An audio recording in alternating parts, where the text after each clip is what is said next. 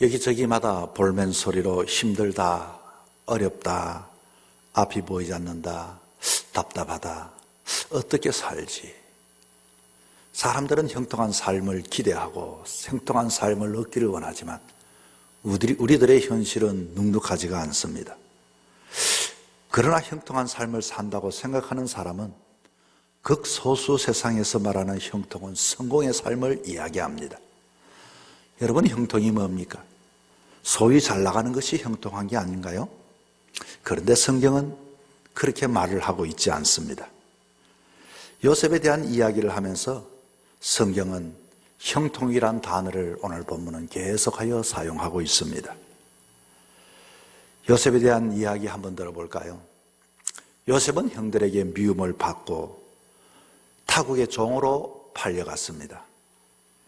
애굽으로 팔려간 요셉이 종살이를 하고, 그리고 성경은 그를 보고서 형통한 자라고 이야기를 하고 있습니다. 그는 종살이하는 집이었지만 그곳에서 인정을 받는가 싶었지만 그 안주인에 의하여 모함을 받고 강간죄라고 하는 죄명으로 옥살이를 하게 됩니다. 그런데도 성경은 이러한 요셉을 보고서 형통한 자다 이렇게 이야기를 합니다. 성경은 그런 상황 속에 어떻게 왜 요셉을 형통이라는 단어를 사용할까요? 우리가 아는 형통이라고 하는 것은 성경이 말하는 형통의 상과 뭔가 다른 뜻합니다. 한마디로 성경이 말하는 형통은 하나님이 함께하는 사람은 형통한 자다, 이렇게 본문은 우리에게 말해주고 있습니다. 여러분이 어디 있든 무엇을 하든 어떤 위치에 있든 하나님이 여러분과 함께하여 형통한 사람이 될 수 있기를 축원합니다. 지난주 우리 모든 성도들이 존경을 받고 사랑의 장로님이 하나님 부르심을 받으셨죠. 장로님은 본교의 가장 위대한 역사의 시간에 목사와 함께 했던 자요, 성도와 함께 했던 자요, 무엇보다도 하나님이 그와 함께 하셨습니다. 며칠 전, 아니 몇 시간 전까지 생명의 소리를 통화를 했었는데 장로님은 숨이 차오르니 한 말씀 한 말씀 조절하면서 대답을 하고 요청을 합니다. 장로님이 가장 고통할 때 그는 저에게 말합니다. 목사님 기도해 주세요. 그의 영은 그 가운데서도 하나님이 함께 하였습니다. 그렇게 사랑하는 이를 먼저 보내고 곰곰이 생각해 보았습니다. 장로님은 어떤 분이셨을까? 결론은 장로님은 요셉과 같이 하나님이 함께 하셨던 형통한 자였다. 오늘 본문은 이 형통한 자를 우리에게 소개를 하는데, 요셉의 이야기는 요셉은 12형제 중 11번째여 태어났습니다. 아버지 야곱의 아들이었죠. 그는 이복 형제들의 틈 속에서 아버지의 사랑을 독차지하게 되었고, 그러나 이것이 화근이 되었습니다.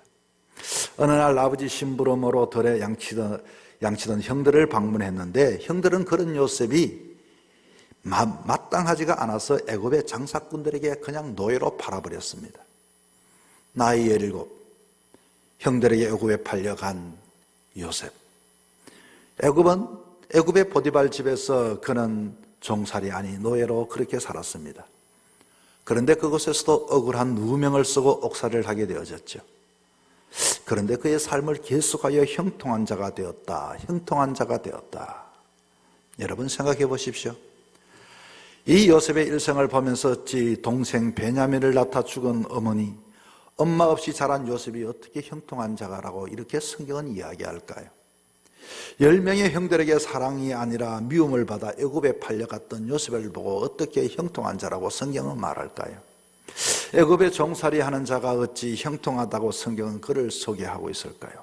그런데 성경 본문은 짧은 구절을 읽었지만 형통에 집중하고 있습니다. 본문 2절을 보니 그가 형통한 자가 되어, 3절을 보십시오. 그의 범사에 형통케 하심을. 본문을 읽지 않지만 마지막 절에 23절에 보니 이렇게 말합니다. 여호와께서 그를 범사에 형통하게 하셨더라. 요셉의 단어는 하나님께서 요셉을 볼 때는 형통한 자라고 이렇게 말해주고 있습니다. 지금 상황을 보아 형통함이 전혀 보이지 않는데 무엇이 그를 형통하다고 하는 것입니까? 그 이유는 그는 어디에 있든 무엇을 하든 어떤 위치에 있든 하나님이 함께 하셨기 때문입니다. 2절의 본문에 봅니다. 여호와께서 요셉과 함께 하심으로 3절 봅니다. 그 주인이 여호와께서 그와 함께 하심을 보며 요셉의 형통은 철저하게 하나님이 함께 하는 자는 형통한 자라고 성경은 우리에게 가르쳐 줍니다. 우리는 형통한 삶을 살기 위해 노력을 합니다만, 그러나 여러분, 우리가 생각하는 그 형통, 소위 잘 나가고 성공하는 그 형통은 올라갈 때가 있지만, 취할 때가 있지만, 가질 때가 있지만, 그 형통함은 형통함인 줄 알고 살았는데 곤욕을 치를 때가 있습니다. 내려올 때가 있지요. 뿐만 아니라 빼앗길 때가 있지요. 뿐만 아니라 모든 것들이 사람들에게 원망과 불평, 모든 것들이 한순간 끝이 나는 순간이 있게 되는 것입니다.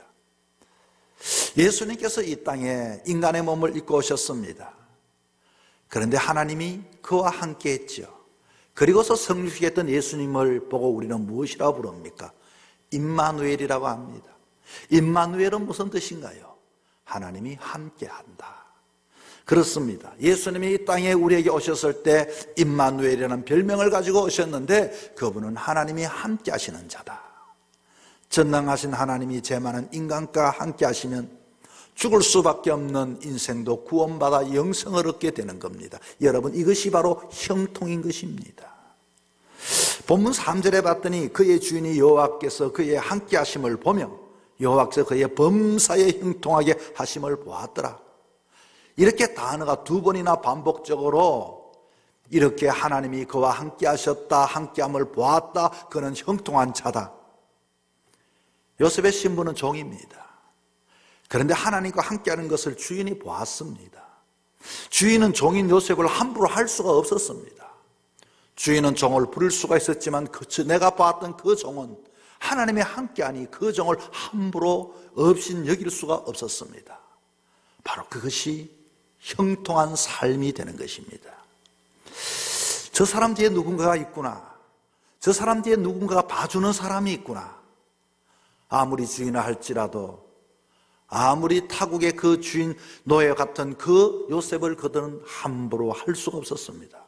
여러분, 여러분의 신분과 여러분의 형편과 여러분의 처지에 하나님이 함께하여 어느 누구에도 업신여김을 받지 않고 함부로 못하는 형통한 삶을 살아가시기를 축원합니다. 어떻게 하면 우리는 날마다 하나님이 나와 함께하는 형통한 삶을 살아갈 수 있을까요? 첫째는 어디에서든 우리는 하나님의 관계에서 성공하는 자가 될 때 우리는 하나님 형통한 자가 되는 것입니다. 하나님의 관계에서 실패하면 성공한 사람 같지만 사실은 그 사람 실패한 사람입니다. 오늘도 많은 이는 하나님보다 힘이 있고 근세에 있는 자들을 관계를 맺고 싶어 합니다. 하나님 없이 사는 것이 자유라고 생각을 하고 있습니다. 그러나 요셉은 어떠한 형편에 있든지 어떠한 처지에 있든지 언제나 하나님과 함께 하였습니다. 그 모습이 여러분 어디에 나타납니까? 요셉의 삶에는 매사가 하나님이 중심, first God, 하나님 앞에 서 있는 삶이었습니다. 요셉이 보디발의 집에 종으로 있을 때 그의 아내가 유혹을 했습니다. 11절에 봤더니 요셉이 그의 일을 하러 그 집에 들어갔더니 그 집 사람들은 하나도 거기에 없었더라. 지금 보는 사람이 아무도 없습니다. 그런데 요셉은 그 요구를 가감하게 뿌리칩니다. 그 거절의 이유가 뭘까요?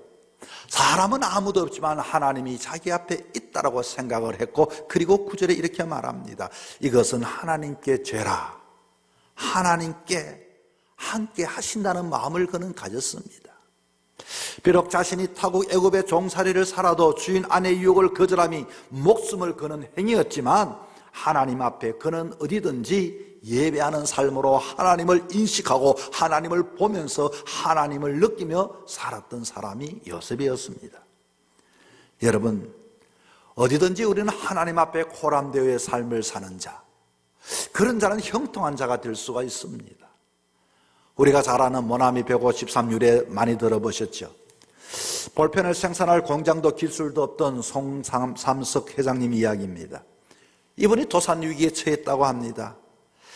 그래서 기도원에 올라가게 되어졌는데, 그런데 하나님 앞에 이 회사를 건질 생각보다도 갑자기 회개의 영이 그에게 터져버렸습니다. 그것은 내가 오늘까지 세상을 구함보다도 하나님의 함께 하심을 그는 구했던 세 가지 회개의 기도를 했습니다. 첫째는 오늘까지 사업한다고 바쁘다고 내 마음대로 살았는데 주의를 성수하지 못했던 자기 자신이 생각나기 시작했습니다. 하나님이 그의 영혼을 흔들기 시작했습니다. 어쩌면 인생의 가장 근본인 인성이 아니라 영성의 기초를 쌓아서 하나님께서는 그를 사람되게 만들었던 것입니다. 주의를 성수하지 않았다는 것을 회개하고 기도합니다. 그는 고백합니다. 주님, 이제 주의를 성수하겠습니다. 그는 지난 날에는 많은 돈을 벌였을 때는 그는 내가 더 벌고 하겠다고 생각했는데, 그리고 모든 것을 잃어버린 이후에 그는 할 것이 없었습니다. 이제는 지난날 돈을 많이 11조 하지 않았던 것을 주님 앞에 회개했습니다. 그리고 새벽기도 하지 않는 것을 회개했다고 합니다. 이제는 모든 날에 처음 시간 구별하겠다는 그 새벽기도, 그때 요한복음 21장 베드로가 예수님이 지시한 곳으로 그물을 던졌더니 153마리 물고기를 잡았으나 그물이 찢어지지 않았다는 말씀을 듣고 그 말씀이 레마로 들려오기 시작했습니다. 그래서 모나미 153 이 볼펜이 전 세계에 있는 모든 사람들의 손에 들려져 사랑을 받게 되었습니다. 그는 기도 후 하나님과 함께하는 삶이 형통한 삶이 되는 것을 알았습니다. 여러분, 내가 사업을 하든 내가 사람과 만나든 내가 병상에 있든 우리는 날마다 하나님 앞에 하나님과 함께함을 잊어버리지 말아야 합니다. 우리는 어떠한 상황과 어떤 여건 속에서도 내가 무엇을 자랑할 것이 어디 있겠습니까? 날마다 하나님 앞에 하나님이 지켜보신다, 하나님과 함께하는 형통한 삶을 살아가는 저와 여러분 되기를 축원합니다. 두 번째는 우리는 대인관계에서 성공해야 합니다. 이 말은 대인관계를 여러분 어떻게 하면 성공할 수 있을까요? 여러분 어떤 평가를 받고 싶습니까?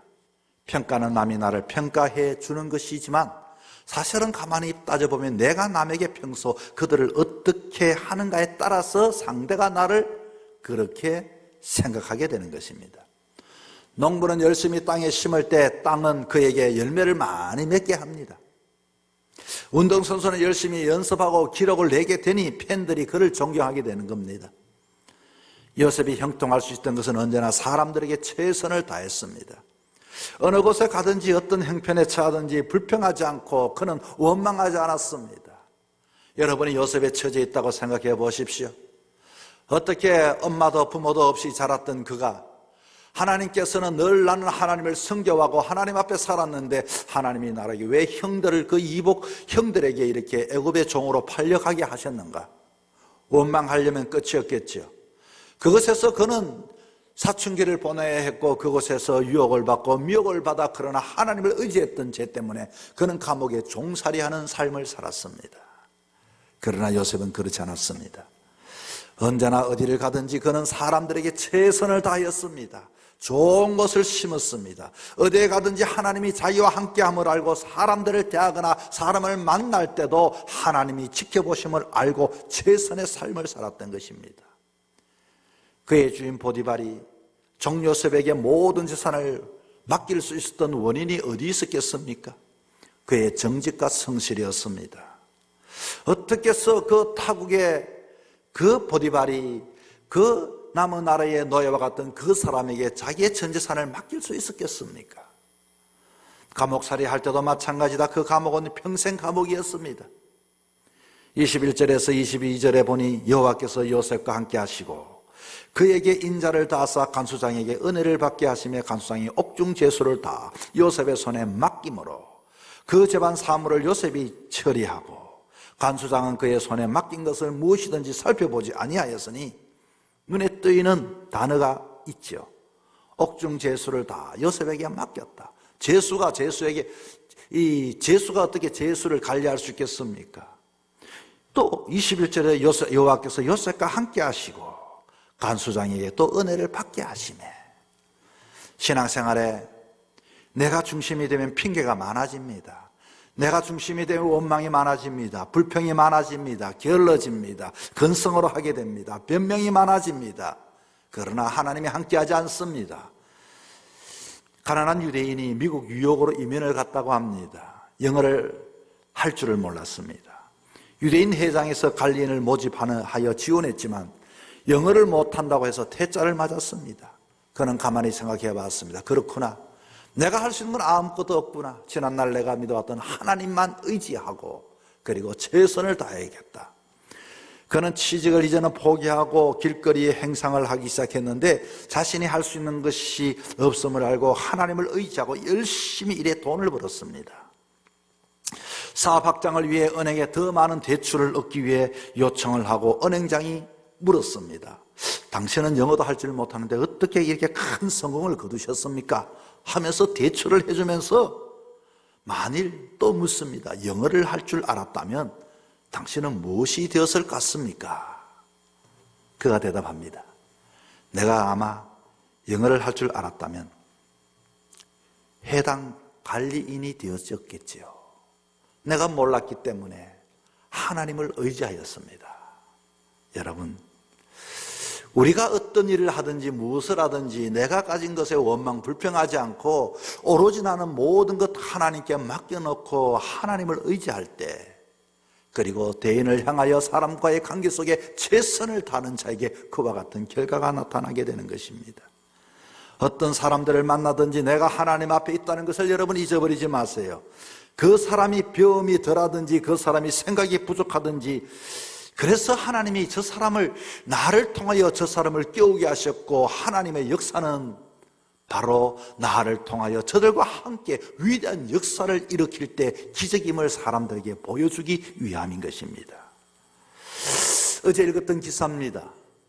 여러분, 애플이라고 하는 컴퓨터 회사 아시죠? 그런데 이 애플의 이 사과 모양은 천에다가 애플만 그려 넣어도 아주 가격이 올라간다고 합니다. 옛날에는 컴퓨터를 사면 애플 천을 그냥 공짜로 줬는데, 그런데 애플에 거기다가 천에다가 애플 로고를 하나 적어 놨더니 23,000원에 팔린다고 합니다. 그것도 사기 위해서 3개월 동안 주문을 하고 기다려야 한다고 합니다. 여러분, 애플이라는 브랜드를 높일 수 있었기 때문에 이와 같은 대접을 받는 게 아닙니까? 여러분의 브랜드 가치를 높이시기 바랍니다. 천하게, 천박하게, 정말로 나의 부족을 드러내게 되어지면 그대로 그것이 들어옵니다. 내 앞에는 하나님이 계신다. 모든 것들을 최선을 다하고 열심히 살아갈 때 여러분의 브랜드의 가치가 높아지게 되는 것입니다. 어떤 사람은 가는 곳마다 부흥의 역사가 일어나지만 어떤 사람은 가는 곳마다 모든 것들이 소멸되어지는 역사가 일어납니다. 여러분이 하나님과 함께할 때 형통한 자가 되는 것은 여러분이 만들어내는 것이 아니라 하나님이 역사하게 되는 것입니다. 그러므로 가는 곳마다 여러분, 우리는 본능을 따라 이익을 따라 맺는 그런 관계가 아니라 우리는 어디를 가든지 부흥이 일어나고 여러분이 가는 곳마다 하나님이 함께 하셔서 치유가 일어나고 화해가 일어나고 평화가 일어나고 소망이 생겨나는 그와 같은 사람과의 관계에 성공하는 여러분이 되기를 축원합니다. 세 번째는 우리는 사명과의 관계에서 성공하는 자가 되어야 합니다. 사람들은 이 땅의 삶을 살아가며 내 한 사람의 입에 풀칠하기 위해서 그렇게 속이고 살아갑니다. 그리고 악착같이 살아갑니다. 그러나 똑같은 한 생의 삶을 살아가지만 어떤 이는 자기 인생을 위해 살아가지만 어떤 이는 사명과 부르심을 따라 살아가는 사람들이 있습니다. 요셉은 어떠한 위치에 있든지 사명을 가지고 살았던 사람입니다. 요셉은 남의 집에 총무로 그렇게 역할을 합니다. 그냥 눈치만 보는 것이 아니라 그 일을 잘해내니 총무로 아예 맡겨주신 것입니다. 그런 사명을 가지고 일했더니 그와 같은 타이틀을 얻게 되어졌죠. 주인 보디발은 요셉을 믿었고 그것에 모든 재산을 맡겼습니다. 어떤 신분으로 머물든지 어떤 역할이 주어지든지 하나님이 함께 하신다. 나는 부름받은 자다. 나는 사명자다. 그는 이제 애굽의 총리가 되었습니다. 총리쯤 되면 성공한 사람이게 되었죠. 그러나 그는 거기에 머물지 않았습니다. 당시 바로는 자신의 신전을 짓는 일, 자신의 무덤을 짓는 일을 했지만 그는 양국 정책을 수립하고 집행함으로 가뭄의 문제를 해결함으로 그 애굽의 민족을 그는 구원하는 자가 되었습니다. 요셉은 애굽의 부강한 나라를 기틀을 마련했을 뿐만 아니라 요셉이 거하는 곳마다 부족함이 없이 문제마다 해결되어지는 역사가 일어났습니다. 그것은 하나님이 그와 함께 하였기 때문인 것입니다. 이제 세월이 지나 형들은 저 애굽 땅에는 그 흉년 중에도 풍년이 들었다고 하는데 쌀을 구하기 위하여 그 총리 앞에 머리를 숙이고 있습니다. 그 총리는 바로 자기들이 팔아넘겼던 요셉이었죠. 요셉에게 양식을 살아왔습니다. 원수 갚을 기회가 되었습니다. 그런데 요셉은 원수를 갚지 않고 오히려 사랑의 눈물을 흘리면서 창세기 45장 5절에는 이렇게 말합니다. 당신들이 나를 이곳에 팔았으므로 근심하지 마소서, 한탄하지 마소서. 하나님이 생명을 구원하시려고 나를 당신들 앞서 보내셨나이다. 언제나 어떤 행편이든지 하나님이 나에게 주었던 사명이 있고 하나님의 섭리가 있고 역사가 있음을 믿고 형들을 받아들였다는 것입니다. 여러분이 지금 어떤 일을 하고 계십니까? 먹고 위해서 하는 일이 아니라 여러분이 이 일을 통하여 하나님께 영광이 되는 마음으로 감당할 때 우리는 그 일에 대하여 전문가가 되어질 수가 있습니다. 요셉이 형통한 자가 된 것은 하나님이 함께 하였기 때문입니다. 미국 명문 휘튼 대학교를 수석으로 졸업했던 짐 엘리엇과 친구들의 이야기를 많이 들어보았습니다. 1956년 미국 사회 5명의 젊은 선교사 이야기로 떠들썩했죠. 남미 에콰도르 아우카족 마을에 들어갔다가 모두가 아우카족이 던진 창에 찔려 다 죽었기 때문입니다. 미국 사회는 그들의 죽음을 애도하며 거기에 라이프 매거진에 기자는 말합니다. 이게 무슨 낭비인가 헛된 일인가. 죽어서 끝이 났을까요? 정말 그렇게 끝이 나지 않았습니다. 누가 이들에게 하나님이 함께 한 자요 형통한 자라고 말할 수가 있겠습니까?